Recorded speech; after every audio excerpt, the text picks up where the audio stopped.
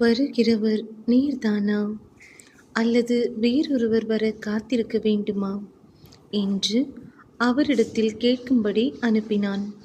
மத்தேயு 11ஆம் அதிகாரம் வசனங்கள் 1 முதல் 6 வரை. இயேசு தம்முடைய 12 சீஷர்களுக்கும் கட்டளை கொடுத்து முடித்த பின்பு அவர்களுடைய பட்டணங்களில் உபதேசிக்கவும் பிரசங்கிக்கவும் அவ்விடம் விட்டு போனார்.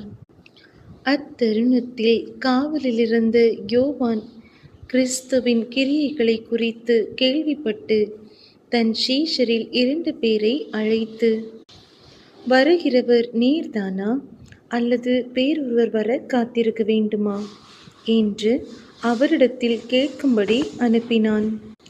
இயேசு அவர்களுக்கு பிரதியுத்தரமாக, நீங்கள் கேட்கிறதையும் காண்கிறதையும் யோவானிடத்தில் போய் அறிவியுங்கள். குருடர் பார்வையடைகிறார்கள், சப்பாணிகள் நடக்கிறார்கள், குஷ்டரோகிகள் சுத்தமாகிறார்கள், செவிடர் கேட்கிறார்கள், மரித்தோர் எழுந்திருக்கிறார்கள், தரித்திரருக்கு சுவிசேஷம் பிரசங்கிக்கப்படுகிறது. என்னிடத்தில் இடரடையாதிருக்கிறவன் எவனோ அவன் பாக்கியவான் என்றார்.